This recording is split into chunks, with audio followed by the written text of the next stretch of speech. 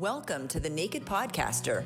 Get ready to hear the story of someone strong enough to bear it all. The Naked Podcaster is a representation of freeing yourself, giving you permission to be real in all your quirkiness, baggage, struggles to success, and tragedy to triumph. I'm so excited you're joining the journey. Your past doesn't define you, but it does lead you on a path to today. Let's get naked. Hello and welcome to The Naked Podcaster. This is Jen, and today I'm here with Joan Bragar. Joan, how are you? I'm terrific today. Thank you, Jen. Good, and I pronounced everything all right. Yes. Woo! Your website is joanbragar.com. It will be in the links in the show notes. I had to learn that you have to click on the word love in order to open up all of the tabs. So in the event that that's still an issue, don't think it's one landing page like I did. Right. Joan, tell me about what you do, because it's really fun. You're so sweet. Well, currently, and we'll go back in time in a minute, but currently I am a relationship coach for successful women. That's what I call myself. And in fact, lately I'm not a dating coach. I'm a mating coach. That's what I've come up with. That I really, really am committed that men and women, and I work mostly with women, about 95%, but that men and women in this very complicated age we're in, we are, 50 years post the decade of love, and we're still sorting out what is it, and what is relationship, and what is commitment, and what is marriage, and it's clearly completely changed in our lifetimes, completely, from our parents and our grandparents, completely. And so how do we navigate the world of finding love, especially I'm focusing on the second half of life, although I deal with women who are 30 and up, but I especially like to work with women who are in their 50s, 60s, and 70s, because I think we're going to live long lives. They've already told us our lifespan is expanding. And an interesting part of that is that we're not going to have more years of senility. We're going to have like an extra decade of active life in our lives if we stay healthy. So what are we going to do with that extra decade? One of the interesting things that's happened is many people are getting to the end, I'll say the end of their marriage at 30 years. The kids are up and out, and they look at each other and they say, wow, we have 30 more years to live. We don't want to do 30 more years with each other. So there's an explosion of what they're calling gray divorces, where people are just leaving, and then within a year or two wanting to find another mate. Because, what were you going to ask? Yeah, you can tell because I'm like, isn't it, okay, so, I have so much information about you. Sure. You have your master's and your doctorate. Right. In what? What are your master's and your doctorate? I have a master's and a doctorate from Harvard in learning and teaching. And isn't that fun? And that's been my lifelong interest, is how do people learn? And what I did the first 30 years of my career on, I'm calling it the first 30 years, is the first 30 years of my career were on how people learn how to lead, actually. Wow. Yes. And that was an outstanding career that took me all over the world. It took me, I did 12 years in the countries of the north of Europe and North America and parts of Asia. And then I did 12 years in the South, in Latin America and Africa and the Middle East. And through all of it was teaching leadership. And I loved that career. That was wonderful. I love that career, and it's wonderful. Yeah. Holy cow. Okay, that was one thing I wanted to ask about, because I was super excited to learn that. So I love that you have the science behind it. I'm all about everything spiritual and coaching, but I also love the science behind it, and you have a lot of that. Yes. So what? You are helping mostly women work through, and you teach leadership. It's something that you say on your website that I think is fascinating. Yes. And I've spent my life and my research. One of the things I want to say is I'm in a big transition now, and I'm happy about the transition. I started to tell you about that was I'm 65 now. There's a whole lot of meaning and mental models about what 65 mean. Like, oh my God, do we stop at 65? Or do we go out to the end of a pier and put a fishing line in and be happy that no one's asking us anything? Well, what the research shows on that is very interesting, is that people have worked with their minds their whole lives cannot actually stop. That's not something we're looking to do, is to stop having interest in creative things. So I'm really viewing this as a transition, which is one of the many things you teach when you teach leadership. So the transition I'm in is, and I got this from my husband, who's a few years older than me. He works for the state, so he's actually going to retire. There are quotes around it. He's going to retire, and his years of service will be over. Now, fortunately, I married a very alive guy, and as soon as he retires, he's going to go out and do an independent contracting business. I mean, he's already making a lot of moves in that direction. But I said, oh, you're retiring. Oh, well, I'm going to retire too if you get to retire. So this year I am stopping after I've taught 15 years as a professor at Boston University. I've been teaching leadership to graduate students for 15 years. And as I said, I've had 30 years as a consultant in leadership development. And the last few years I've done them, I haven't traveled around the world in the last few years. I've done them all with very innovative startup companies in the Boston area. So I'm transitioning from that. We're actually having a party to celebrate in a couple weeks. And what I was about a year ago, I was going to write a book about leadership. Now, I have to say, I've written 2 books about leadership. I love the subject. When I started to research it, I had to pick something that I would be endlessly interested in. So I picked leadership, and that was good. So about a year ago, I said, I think I want to write another book. And I actually wanted to write about women in leadership because it's something that's really close to my heart. And, I've helped many women become better leaders. I've helped many leadership teams include women as leaders. And we certainly seem to be right up on the edge of that's what's needed. That's clearly needed. So I started to write the book. And as I started to do the research, I realized this was a year ago. I was 64. Now, some of the backstory that I'll tell you more of, I married at 62. And as I started to write about leadership, I said, this is not what's most interesting to me anymore. I mean, I hope women do get positions of leadership, but I don't want to write and coach about that anymore. And so I said, what I really care about now is love. And I started to write a book, and its eventual title was, It's Never Too Late for Love. And I told my story, but I have a second half. The title is The Successful Woman's Guide to Online Dating in the Second Half of Life. Because I met my husband through Match.com.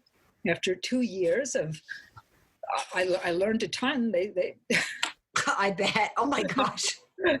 Mark Twain has a great quote. He says, you can learn something carrying a cat by the tail that you can't learn any other way. And that's sort of what online dating is like. It's like, right? I love that. Not a great quote. But online dating is really an experiential learning. There are coaches available. There's tons of sites online available. And in the end, you have to dip your toe into the water and learn how to do it, So it was my son. And I think, it was, my son was about 32 at the time, and he was the one who encouraged me to do it.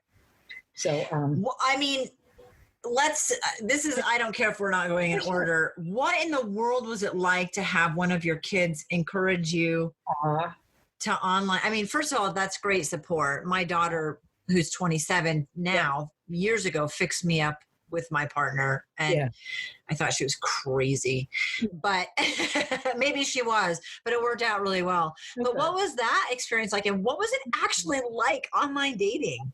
Oh, good. Well, I'll answer the first one. Well, that boy, it's a terrible thing. I still call him my boy. That boy's 37. Yes. And he lets me, which lets me know he is my boy because he lets me. And he and I became closer and closer. The last couple of years, we've really become friends, where he can let me know what's going on in his life, and I can really let him know what's going on in my life and support each other. So it was wonderful because I had an adult man. He was 32 at the time, and he was dating at the time. I had an adult man to get the inside story on. So now I'll transition to online dating. So one of the things I asked my son, I said, honey, if you are interested in a girl, do you get in touch with her right away? He said, absolutely. I said, oh, that's really good information for all of us women who are sitting around wondering, should we wait a week or two, or what should we do? Or listen, if a man likes, men have a very, very great thing. They have attraction. Okay. It's a powerful biological motivator. And if they are actually attracted to you, they will pursue you. This is what's true. So I learned that from my son, which saved me a lot of grief. Because if people are not attracted to you, and what I found in 2 years of online dating is among the people I connected with and met, about half were attracted to me and half weren't. And that's fine. That's lovely, actually. That's terrific. So, but the important lesson to learn is the ones who aren't attracted to you, don't spend any energy on finding out what happened or anything. You need to just let those ones go and see who comes towards you. So changing your focus in a totally different direction. Yes. Oh, fantastic. God, I love this.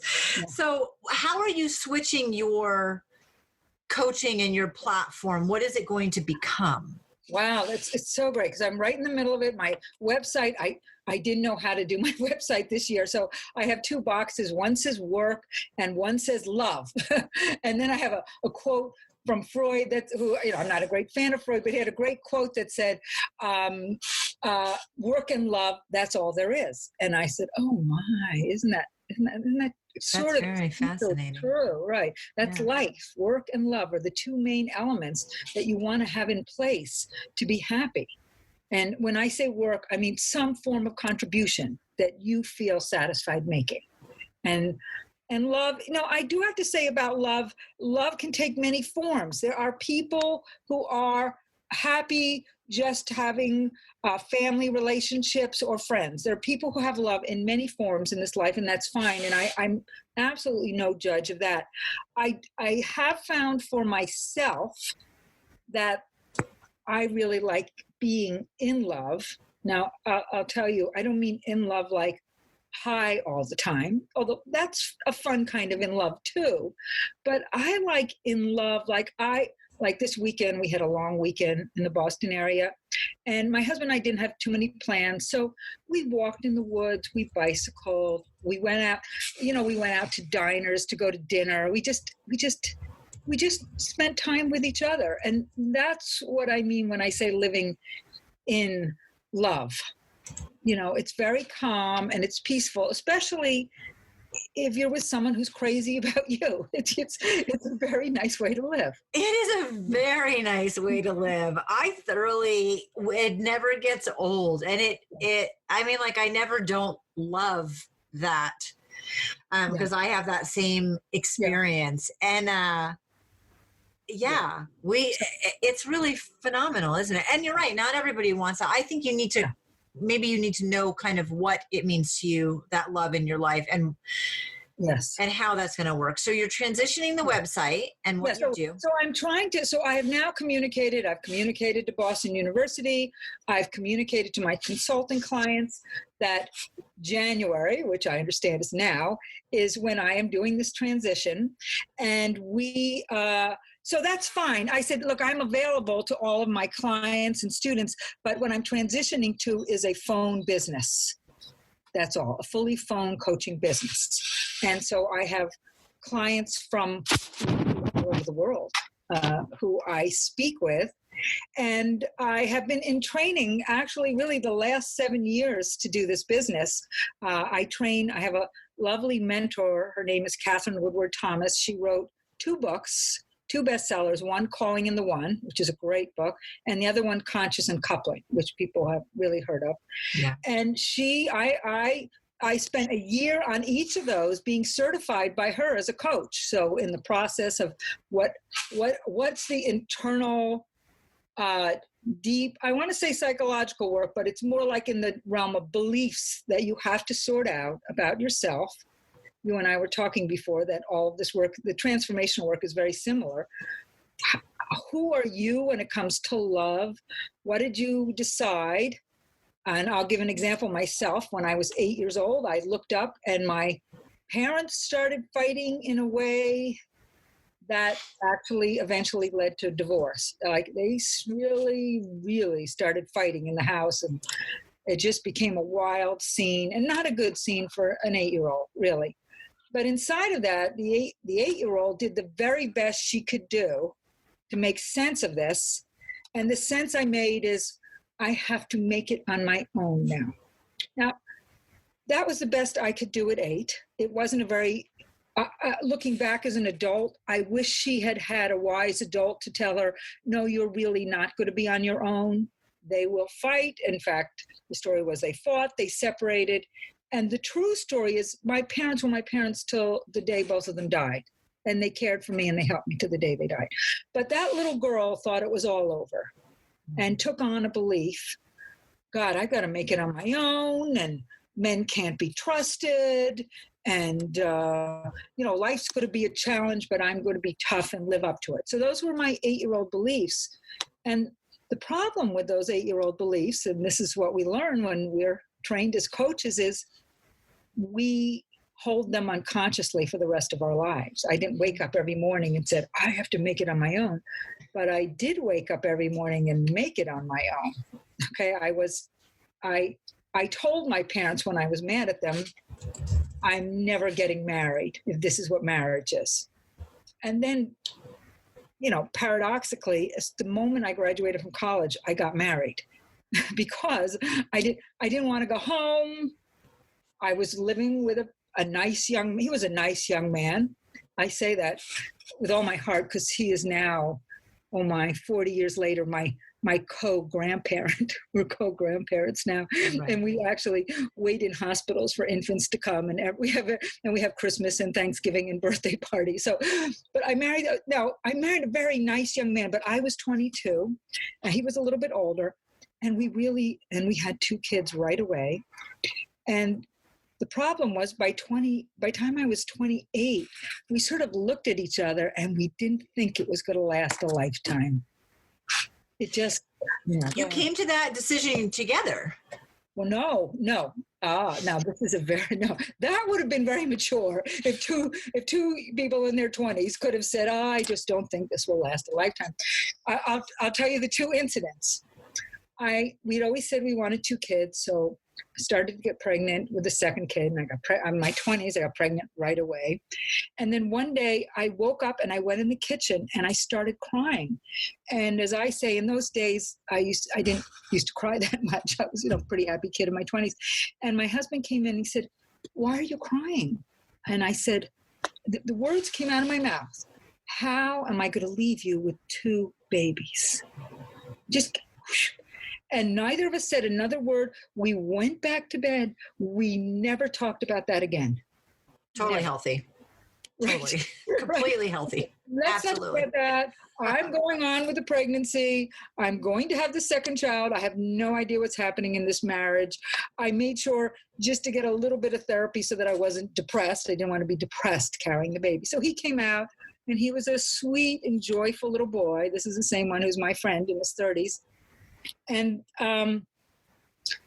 things went, when you have 2 young children, I had another one who was 3 years old, life is busy. And what my husband and I talked about was kids and who's getting the milk and who's watching them now and who's going out and who's coming in and who's going out and who's coming in. It was like that constantly. So we talked about that for a year. And then the day after my son's first birthday, my husband came to me and said, I have something to talk to you about. And I said, okay. He said, we had started in couples counseling. He said, I went and talked to the counselor alone, and she says I should tell you this. I said, okay. And then he told me he was having an affair. And I said, okay, wait a minute. Let me think about that. He said, I don't know. He said, I'm having an affair and I don't know what to do. I said, all right, wait. So I said, you sleep on the couch. I need to go to sleep. So I went to sleep. I woke up 5 hours later and I said, okay, now you need to leave my house. He said, but we don't have enough money to have 2 houses, or I have nowhere to go. We have no money. I said, I don't care. I said, you can't stay with me for money. That's not why we're going to be together. And he left, and he lived at a friend's house and all this. And here's a funny sub story. A week later, after I had just done it alone with 2 infants for a whole week, I called him up. I said, okay, never mind. I said, never mind. And he said, look, I've been out a week. I think I can do it. I'm staying out. And then within several weeks, he moved in with his girlfriend, and 2 years later, he married her. And we had a very difficult 5 years in which I felt rejected. Okay, now what I've learned now in my wisdom, in my study of relationships, and I blamed him, and he was clearly the bad guy to walk out on a woman with 2 babies. I mean, how bad? That's the definition of bad, walking out. But what I learned many years later is a man really, most men can't stay where they're not loved. That's Joan. Yeah, isn't it true? I mean, some men do. You know, my husband stayed about 15 years after the love. My current husband, after the love was over, because he had 5 kids and he just didn't want to walk out the door, so he stayed. So he stayed out of obligation. Yeah, he stayed out of commitment, I'd say, to the children. He didn't want to leave them, and so. But I really learned it very clearly years later. So anyway, I was very upset for about 5 years. I blamed my husband. He was the bad guy, and he looked like the bad guy, and he gave me 2/3 of his salary for, let me see how he wrote it, I think 2 years, so I could get a master's degree and get a good job. And then at the end of the 2 years, I came to him, I said, I think I'm going to go for a doctorate. And he said, well, that's your business. I didn't sign on for that. So I said, okay. And then people always ask me, how'd you do a doctorate with 2 babies? And I say, I begged, borrowed, and stole. That's how I did it. I made sure we all had food and clothes. Now, fortunately, they were all under 6, so they weren't commenting on what the clothes looked like. After 6, they started to be a little bit picky, but before then, I could keep them like in bargain outlet sweats, and everybody was happy. And we ate, and we ran a car, and I got to school, and it took me the whole thing took 7 years, but in 5 years I was able to go back to work. My classes stopped, and I went back to work after 5 years. So how did you do it? This is great inspiration for people, single moms out there who are struggling through this. Well, I'll tell you something interesting. I qualified for federal low-income daycare. And excellent. I know. My daughter, who's a hardworking social worker with 3 kids, can't put any of them in daycare. They can't afford anything because she's a hardworking social worker. But I, as an impoverished student, could qualify for daycare. And so I had both my kids were in low-income daycare. I think the whole 7 years I was with one daycare. Fortunately, it was in a church basement near my home with loving, caring older women. All these women were in their 50s. I used to say you have to be at least 50 to manage a 3-year-old. That was my, because they would tell them what to do and those kids would do it. And here I was, you know, as my daughter said, an overstressed single mother. My daughter once said, Mom, for an overstressed single mother, you're doing okay. I said, oh, thank God for that. I was like, oh. So I was just extremely intentional. I'll say my parents were supportive. They didn't pay for my graduate school, but they made sure that my electric bill was always paid and things like that. They didn't, you know, they weren't going to let me and my children starve.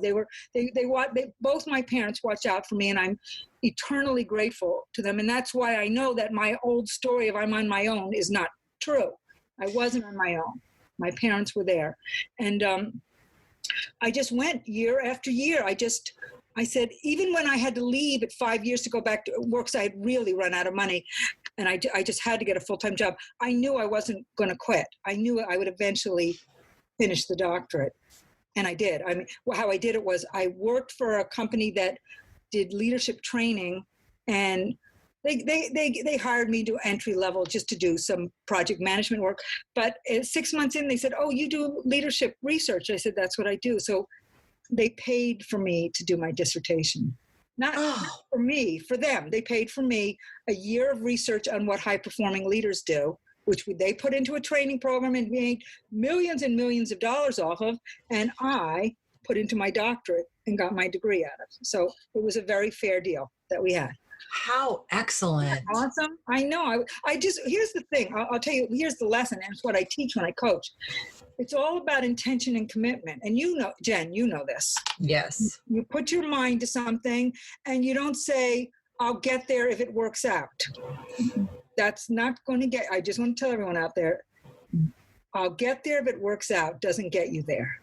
You have to say, "I'm doing it and I don't know how yet." And I'm sure, I see that you're successful. I'm sure all the things you intended in your life, you weren't sure exactly what the next step was, but you just kept going. Not at all. And I still feel that way a lot. And it, like you and I have talked, it's not a destination. It's not static. You know, it's very malleable and it changes. And that's not because you're changing your mind or you're flighty. It's that life changes. Right. This journey is really an evolution of so many things. And so you have to be okay with that. You know, I have a lot of students who are getting their first job, and they're very nervous. And sometimes they say to me things like, "I don't know what I'm going to do in September." And I say, "I don't know what I'm going to do in September either." Okay, you really have to get this. This is the first time you don't know what you're going to do in September, but it's going to go on and on. We're going to keep having to invent things to make this work. So I got through graduate school and I calmed down. I want to get back to the relationship part of the story. I really did calm down. I was divorced by 29 and I was single all through my 30s. And I was single until I was 42 years old. And I really calmed down. When I finally got to work and I knew I could make an income to support the kids, I calmed down a little bit, a lot. And I forgave my ex-husband and I got on better terms with him. And I remember my 40th birthday party. I invited, 8 or 10 friends over to the house and feeling, I made it. I'm on my feet again. Because I do remember my 30th birthday party, I was heartbroken. I went, "Oh, great, I'm 30, divorced with 2 babies, and no job." Congratulations. Perfect. Right, perfect. Just what my dream was. I'm living it. Right. So anyway, I was single. And during that period, I went out with many, many people and no one stepped up to commit to me. And I talked to a counselor about this. I said, "Why is no one committing to me?" And she said a brilliant thing. She said, "Maybe you're not the one. Maybe you're the one doesn't want to be committed." And that actually was very insightful because I had these 2 kids. They actually had a decent father who took them several days a week. They didn't need a father. And they definitely didn't need another man telling them what to do in any way.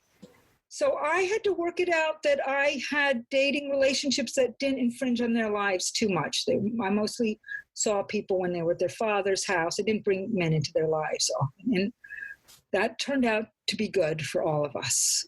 And so I didn't really, no one actually proposed to me, seriously proposed until I was 42 and my daughter was on her way to college and my son was in high school. So here's a great part of the story. I was talking the other day to a group of people. I said, marriage is a serious thing. I said, "I know it." I said, "I've done it a few times." And I actually have done it a few times. So I got married at 42 and I was so thrilled that someone had proposed to me. He proposed to me after I knew him 4 months. And he did it in front of my mother in a restaurant and all. It was very, oh my God. And it was very romantic. And I said yes at 4 months. Well, that's one of my life lessons. You can fall in love, but don't say yes to marriage at 4 months. It's not a good idea. I actually heard Ann Landers, the old advice columnist that I used to read when I was a kid, someone asked her, how long should you wait before deciding to get married? And I listened very carefully to this. She said, 2 years, because you want to see them in a lot of different situations and how they handle it. And I thought that was brilliant. I really did. I remember my mom, this is such an odd thing. I don't remember in what context she would have said this because it does not make any sense. Yeah. But I remember that it was her that said you should date someone for a year to see them go through every season. Yes, every season is right. Yeah, I mean, because you can only hide so much for so long. Yeah, after a while, you start to see how people handle money. Yeah. Their relatives, how they, really how they handle challenge and difficulty. So I at 42, I was so excited to get married again. I had a great big wedding. It was really fun. My daughter, who was I think 18, was my bridesmaid. It was fun. And then within a year or two, I noticed that this wasn't going to work. But I sort of I have to share something with people so they should know. It's embarrassing when you find out a relationship's not going to work. And I heard why. It's because you're embarrassed because there's a societal standard, till death do us part, love one soulmate for the rest of your life. So when you're in a relationship that looks like a primary relationship that looks like it's not working, it's embarrassing to let people know that. Oh, I invited you all to my wedding. And 2 years later, I actually let it go on, I think, almost 5 years until it was completely clear to me that we could not live together, and he just had to leave. But it's not an easy thing to do. Now, I just want to say, that was my second marriage, and there's more to come. But that was at 42, and so yes, this was my deep research into what is love and marriage. So when I was 48, both of my children were in college, and I got offered a job to travel around the world teaching leadership. It was an incredible job, teaching leadership in poor countries in their health systems. And it was Agency for International Development Funding, and I started to travel. And one of the first countries I went to was Egypt, and I gave a talk about leadership and what people need to do to lead, even at the front line of healthcare. Even those managers need to lead well. And someone came up to me and said, someone from the Ministry of Health wants to have a meeting with you. I said, I've just come for this talk, and I'm going to go see the pyramids, and I don't really want to get involved with the Ministry of Health right now. So for 3 days in a row, I got this request. Someone from the Ministry of Health wants to talk to you. I said, finally, I was bored with the conference. I said, okay, I'll talk to him. And I sat down, and there was this completely beautiful man who said, listen, I want you to stay here, and I want you to train our health workers here. I said, no. He was a surgeon with the Ministry. I said, no. I said, I'm not doing that. Just as we were talking about a second ago, before, that wasn't in my life plan. I'd never written down a plan. I'm going to go to Egypt to work with health workers in the poorest parts of the country. I did not write that down anywhere. I said, no, if I do that, you're going to change my life. And this is what he said to me. He's a very romantic guy. He said, yes, I'm going to change your life. I went, so then, I wrote him a note. I said, look, I'll come to Egypt, but just professional, nothing personal. He went, no, just purely professional. He was a very strategic guy. So he was a lovely man too. And so we worked together, I think, almost a whole year. Just worked as colleagues, designed a leadership program, brought it out to health workers in Aswan, which is in southern Egypt, in a very beautiful, actually very beautiful and romantic place. And I just talked to a woman this week who also fell in love with an Egyptian in Aswan. And so it's a very, people don't know it from the outside, but it's a very beautiful, loving culture. It's a very sweet culture. So I was there a year, and then he said, we started to notice that we really were falling in love. And several months into it, I think about 6 months into it, he said, look, in my culture, we can't date and have a intimate relationship. There's no such thing. We can't go to hotels. Hotels would actually ask to see your marriage license, if you can imagine. Wow. Okay. We say wow, it was probably true like that 100 years ago in America too. So Yeah. we just were so used to it not being that way. Right. Right. So I debated it a bit, and we went back and forth, and then I agreed to we did a wedding in Egypt, which was, I was not worried about. I actually wasn't worried about. But 4 years later, he came to America and he said, okay, now we need to do a wedding in America. And that I was nervous about, because I know marriage in America has got a whole bunch of paperwork connected with it. I had gotten out of 2 marriages. I know it's a legal agreement. I know it's an economic agreement. I know it, because I always say you should sign the 1,500 pages going out that you have going in that you have to sign going out. Right? Agreed. Oh, really? Oh, I'm wholly responsible financially, and we'll have to put that out to the courts to look at. Yep. Unfortunately, in this day and age, sometimes a woman can be responsible for alimony. Yeah. Yeah, you say yeah, but I'm like, oh my God, because alimony was designed for women and children who didn't have any means to support themselves. And now you have women who are making good salaries, paying men who are either not working or earning less salaries, paying them alimony. So did you go through with it? I did, because I said a foolish thing in front of some of my grown kids. I said, oh, that would be a real commitment. And then he looked at me. He said, this isn't a real commitment. I said, whoops. I said, whoops. So we went down to City Hall and signed the papers, and we had a party in front of our friends and colleagues and relatives. And then we got married. And then he came to live in America, and it didn't work out. He brought a 16-year-old son with him, and I had not wanted him to bring a 16-year-old son,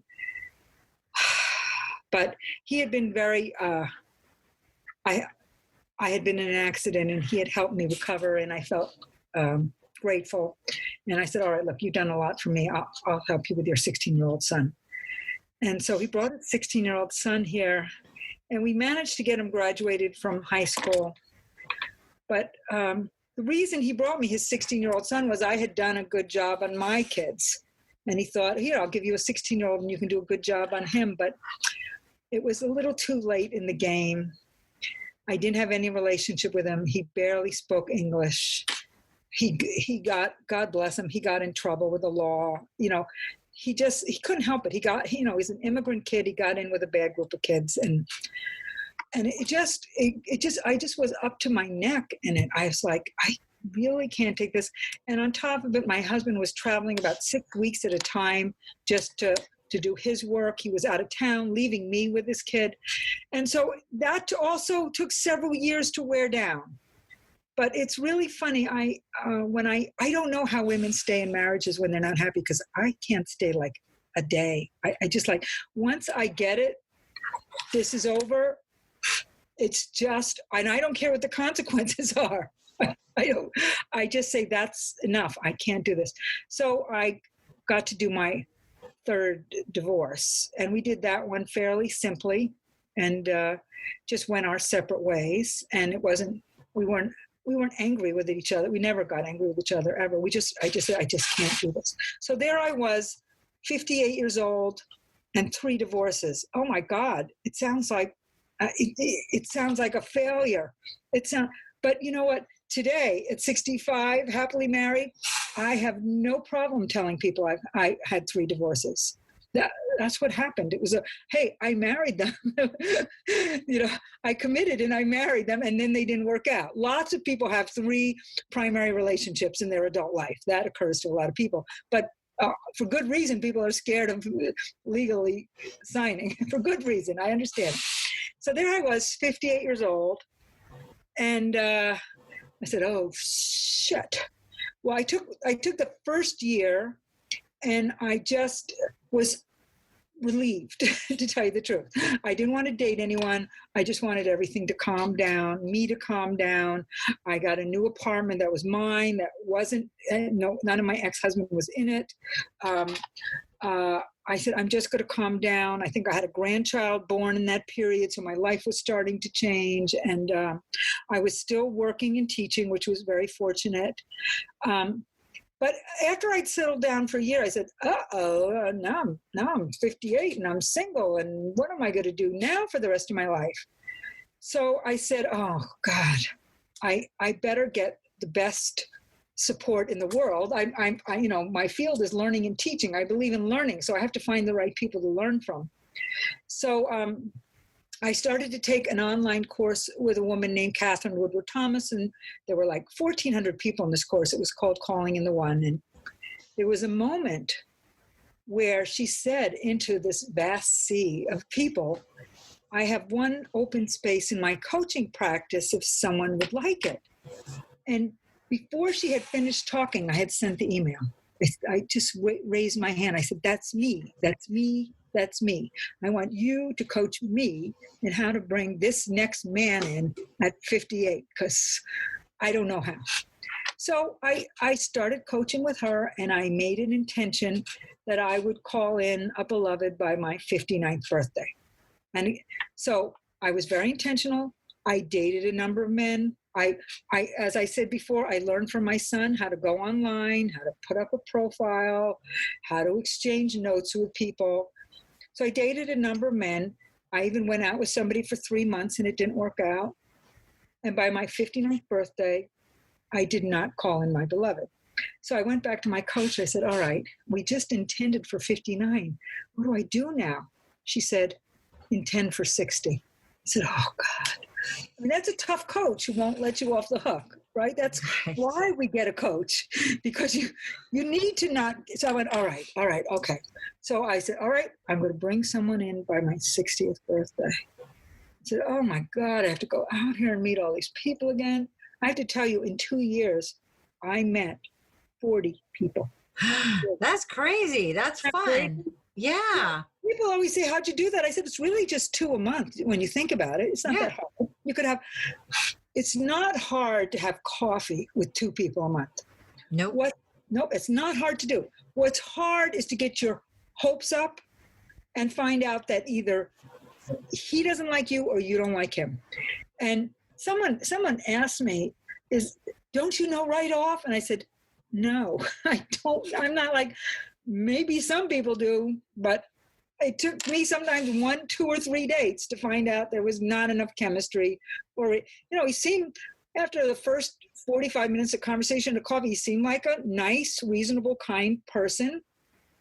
I said, okay, I'll have a second date with him. See what else I can learn about him. And usually within 2 or 3 dates, I could find out whether the disappointment is either you're not that interested in them or they're not that interested in you. It happens one of 2 ways. I mean, what I've learned from going through all of it is what works is when it's mutual. Yeah. Obviously, they have to think you're great. You have to think they're great. Oftentimes it's not like that.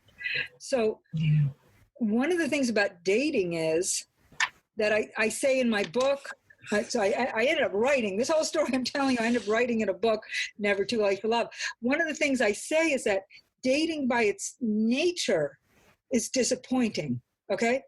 Being in a relationship isn't disappointing. Being in a relationship is a lovely, warm, supportive thing. But meeting people to assess whether you could be in a relationship is disappointing almost all the time until you find the one. It's never like, oh, great, he wasn't the one. You don't have that experience. You go, oh, God, that guy was such a jerk, and I can't go back out there again. There's nothing but jerks online, which are the conclusions you come to when you do that kind of thing. Did you want to ask me something? I was in the same situation as far as I married 3 times and I've been divorced for 3 times, and Dana and I have not married yet. People assume that we have, which is fine. Right. But that feeling of embarrassment and failure That's the only thing in my entire life that I'm embarrassed about. Because you don't start it out to end it. I did not. That was not my intention. And I worked my ass off to keep it healthy and going. Right. And even retrospectively, I have no idea what I could have done differently. Right. Like, I don't feel like I failed, like I screwed up, or you did this wrong, or you could have done this different. I don't feel that at all. And they ended. And that is embarrassing. And it is hard.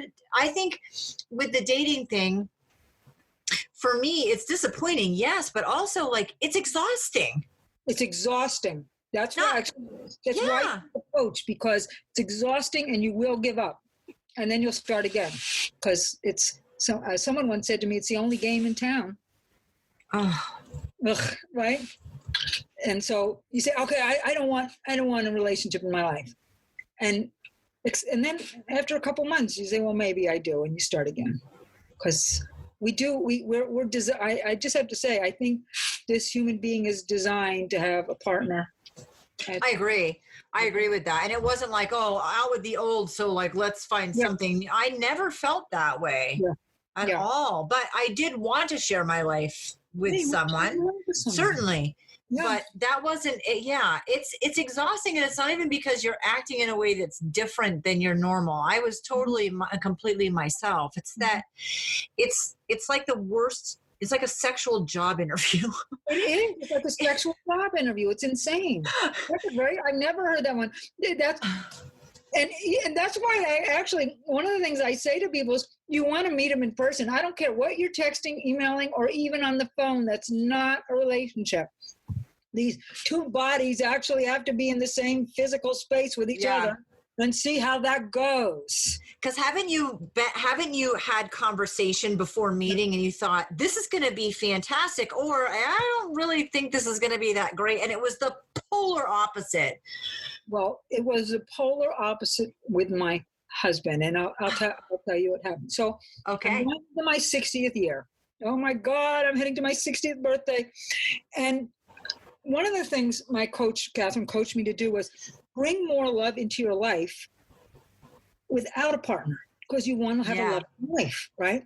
So I did several things in those years. I started having vacations with my brothers and my grown children and grandchildren, which I still do to this day. And just so that, the experience of us all being together and having love was beautiful.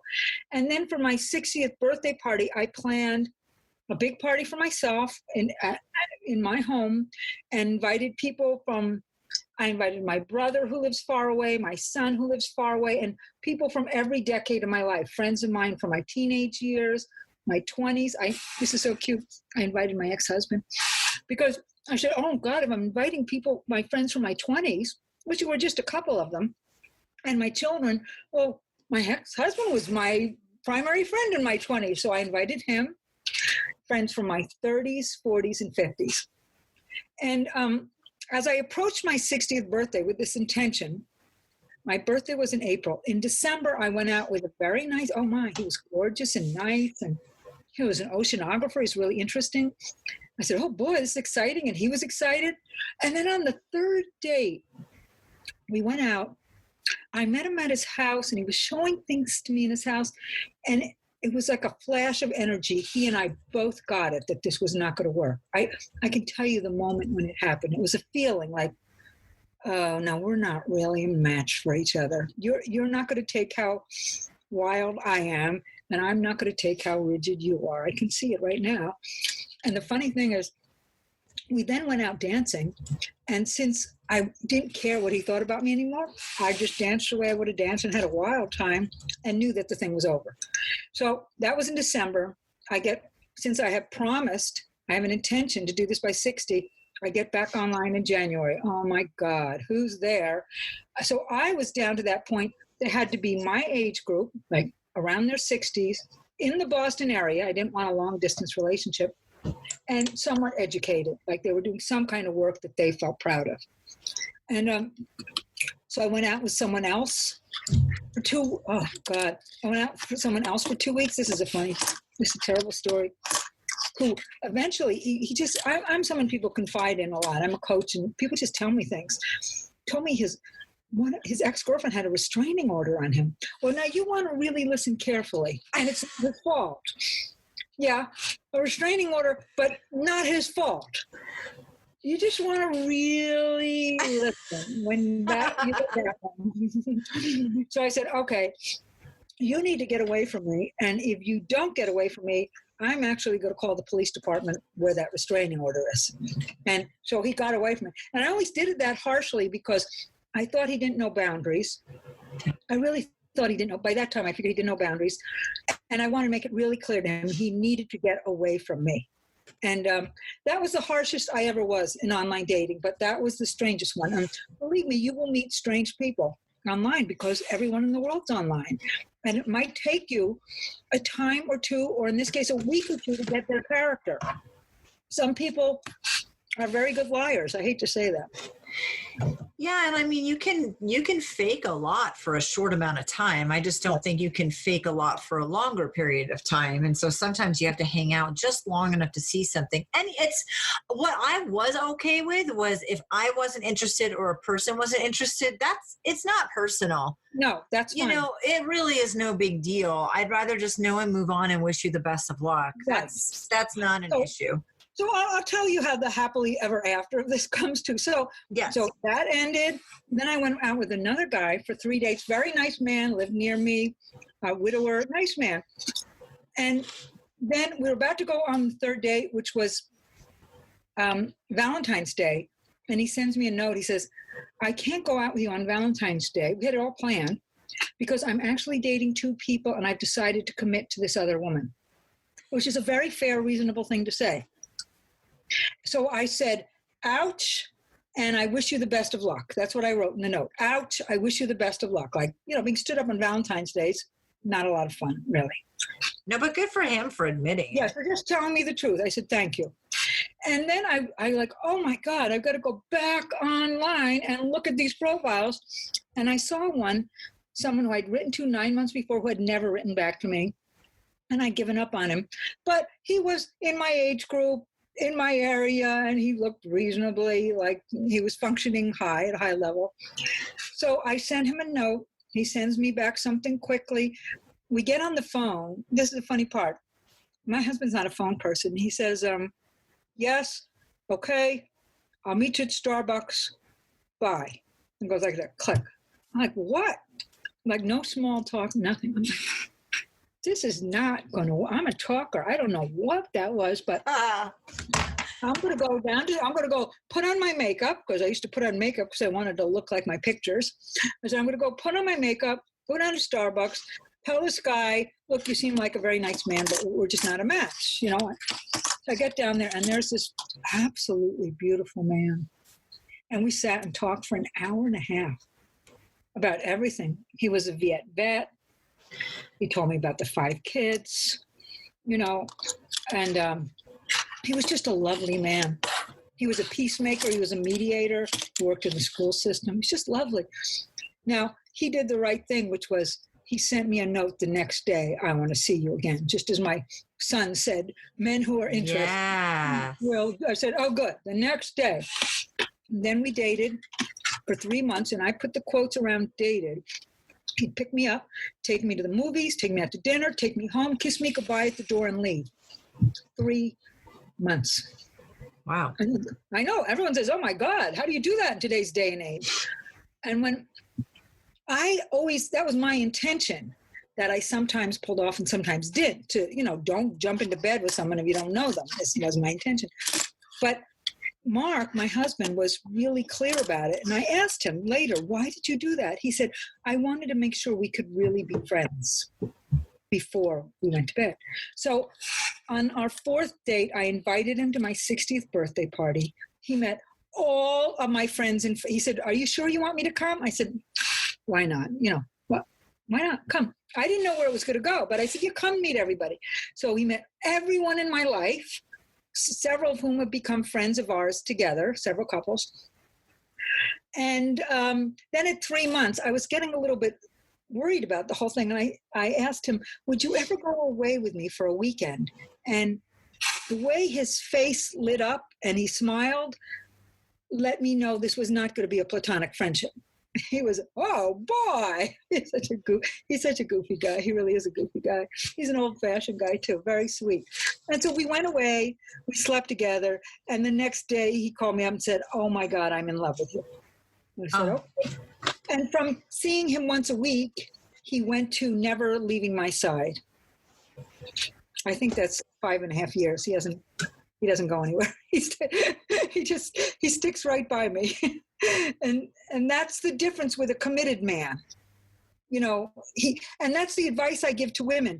When you're dating, don't expect them to act like they're in a relationship. They're not in a relationship yet. They're just getting to know you, and they might just call you once a week, and that's how it goes. Very, very hard advice to take because we're all anxious. Yeah. Oh, well, it is hard advice to take. And I mean, we're all anxious, but I love sex. Yeah. Oh, well then. Right. But you don't love sex with the wrong person. No, but it's a big part of the relationship. And so saying like, hold off and wait and get to know, well, that it's hard for emotional reasons and physical reasons, like a lot of reasons. And so it doesn't work for everyone.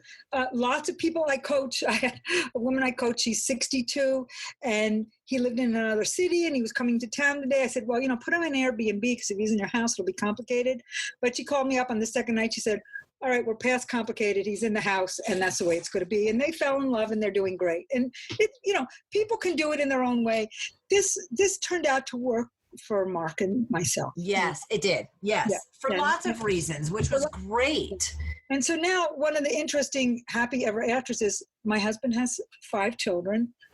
They have between 4 and 5 partners. We're not sure on one of them right now. But that gave me 10 extra kids. It was just amazing to get 10 young people from 26 to 46 who now 5 years later, I was an hour on the phone with 2 of them yesterday. I mean, who are in my life, and they get to share with me, and I get to share. It was such a blessing to get all 10 of them. It was wonderful.